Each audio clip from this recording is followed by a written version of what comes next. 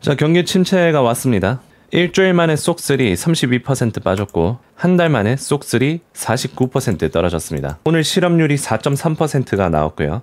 예상치가 4.1%였는데 0.2% 웃돌았습니다. 직장 창출이 낮게 나왔습니다. 계속 떨어지고 있는 트렌드고요. FOMC 한지 이틀밖에 안 지났는데 경기 침체를 가리키는 지표들이 무더기로 쏟아져 나오고 있습니다. 이번에 제롬 파월이 실수를 한 거죠. 최소한 25bp 금리 인하를 했었어야 되는데 이제 금리 인하 시기를 놓쳤습니다. 이제 이걸 만회하려면 금리 인하를 크게 해야 되는데 벌써부터 투자기관들이 큰 금리 인하를 해야 된다라고 주장하고 있습니다. 오늘 투자기관들 중에서 Citi 그리고 JP모건 50bp 금리 인하를 연속으로 2번 9월달 그리고 11월달 해야 된다라고 주장했습니다. 그래서 투자기관들이 올해 금리 인하를 최소 4번 할 거라고 전망하고 있습니다. 실업률이 계속 오르고 있고요. 그래서 쌈의 법칙 발동할 만큼 실업률이 상승했습니다. 쌈의 법칙은 미국 경제가 경기 침체에 접었음을 경고하는 역할을 하는데 이 지표를 실업률의 변화를 기준으로 합니다. 지난 12개월간의 최저 실업률보다 0.5% 이상 상승했을 때 경기 침체가 시작되었다고 판단합니다. 그러니까 갑자기 실업률이 빠른 속도로 늘면 경기 침체라는 거죠. 실업률은 올라가기 시작하면 급하게 올라갑니다. 후행 지표니까요. 그래서 역사적으로 보면 쌈의 법칙이 0.5 이상 되면 항상 경기 침체가 왔습니다. 1970년도 때 그랬고요. 1975년 때 그랬고요. 경기 침체가 올 때마다 항상 실업률이 올라가면서 경기 침체가 왔습니다. 이번에도 0.5를 찍었고요. 그리고 장단기 금리 차이도 볼 수 있는데 항상 장단기 금리 차이가 역전하고 난 뒤에 경기 침체가 왔습니다. 1980년도, 1990년, 2000년, 2008년, 그리고 2020년. 그리고 장단기 금리 차이의 역전 차이가 크면 클수록 경기 침체가 더 크게 왔고요. 이번에도 크게 역전을 했고 이제 금리 인하를 하면서 장단기 금리 차이가 역전해서 되돌아오고 있습니다. 그러면서 이제 경기 침체가 오겠죠. 그리고 이번 주에 ISM 제조업 지표가 나왔는데 고용 지표가 굉장히 낮게 나왔습니다. 이게 40밑을 가면 경기 침체가 왔습니다. 그래서 지금 고용 지표가 굉장히 안 좋아지고 있고요. 그래서 오늘 10년물 채권 금리가 4%를 뚫리고 3.79까지 떨어졌고요. 오늘 채권 가격은 크게 상승했습니다. TMF 장기 채권 가격이 26%나 한 달 만에 급등했고요. 글로벌 시장은 전부 다 하락했습니다. 일본 5.8%, 영국 1%, 독일, 프랑스, 이탈리 2%씩 글로벌 증시 중에서 오른 나라가 하나도 없었습니다. 오일 가격도 떨어졌고요. 심지어 골드 가격도 떨어졌습니다. 암호화폐 시장도 크게 떨어지고 있고요. 비트코인 5%, 이더리움 7%, 알트코인들도 전부 5% 이상 떨어졌습니다. 오늘 장중에 공포 탐욕 지수가 극한의 공포까지 떨어졌었고요. 풋콜 옵션 중에서 풋 옵션이 계속 증가하고 있고 하방 포지션이 증가하고 있습니다. 그리고 변동성 지수 빅스가 30 가까이 뛰었습니다. 거의 1년 만에 최고점까지 찍었고요.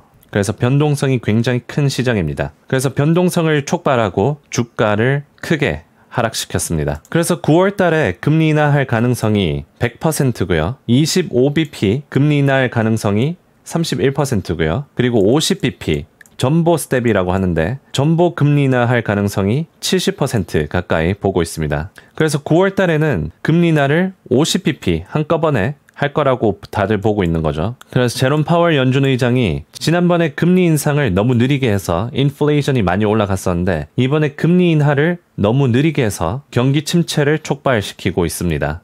제롬 파월도 몰랐을 수 있지만 연준 의장으로서 책임은 있고요. 그래서 그 책임을 만회하기 위해서 대책을 세우고 있을 겁니다. 그 대책은 바로 8월 말에 있는 잭슨 홀 미팅에서 금리 인하 신호를 줄 가능성이 높고요. 심지어 오늘 JP모건은 연준이 9월 FOMC 이전에 긴급 회의를 열어서 금리 인하를 할 것에 베팅을 했습니다. 금융기관으로서 리스크 관리하려고 베팅을 한 거일 수도 있겠지만 긴급 연준 미팅이 아주 가능성이 없는 것은 아닙니다. 실제로 연준은 코로나 팬데믹 기간 동안 긴급 회의를 통해서 금리 인하를 했었고요. 2020년 3월 3일에 긴급 회의를 통해서 금리를 0.5% 인하를 했습니다. 그리고 3월 15일에도 두 번째 긴급 회의를 열었는데 추가로 1%를 인하해서 금리를 0.0에서 0.25% 범위로 낮췄습니다. 그래서 만약에 시장이 경기 침체를 점점 반영하고 있고 지금 경기 침체가 왔다는 신호가 많이 보이는데 지금 미국의 인플레이션도 굉장히 낮습니다. 근원 PC가 2.4%대로 떨어졌고요. 그래서 이 나머지를 경기 침체, 경기 둔화로 인플레이션이 자연스럽게 내려갈 겁니다. 그래서 고용 시장을 살려야 돼요. 경기를 살려야 됩니다.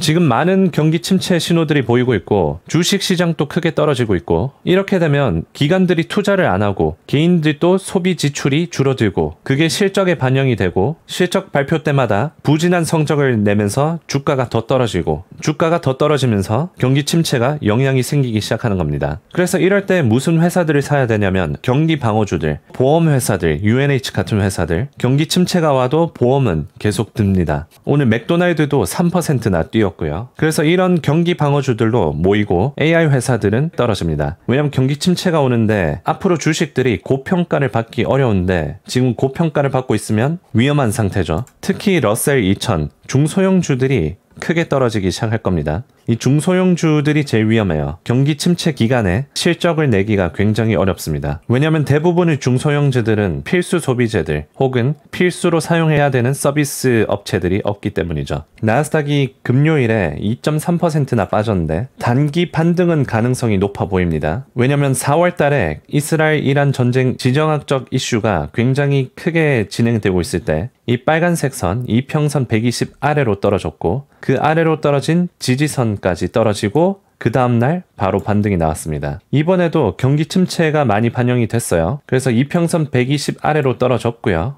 이제 지지선을 찍고 단기적 반등은 가능성이 높아 보입니다. 왜냐하면 투자자들이 볼 때 이때도 반등을 했고 이번에도 비슷한 상황이기 때문에 반등이 나올 거라고 기대를 충분히 할 만합니다. 그래서 다음 주 월요일은 주가가 오르고 그 반등을 지켜주는지 못 지켜주는지는 경제 상황에 따라서 결정될 가능성이 높아 보입니다. 증시 상황이 굉장히 어려운데 투자자분들 모두 힘내시고 그럼 다음 영상에서는 경기 침체가 오면 어떤 종목들이 좋은지에 대해서 설명을 해드리겠습니다. 이번 주 증시가 매우 난이도가 높았는데 주말은 편하게 보내시고요. 그럼 다음 영상에서 뵙겠습니다.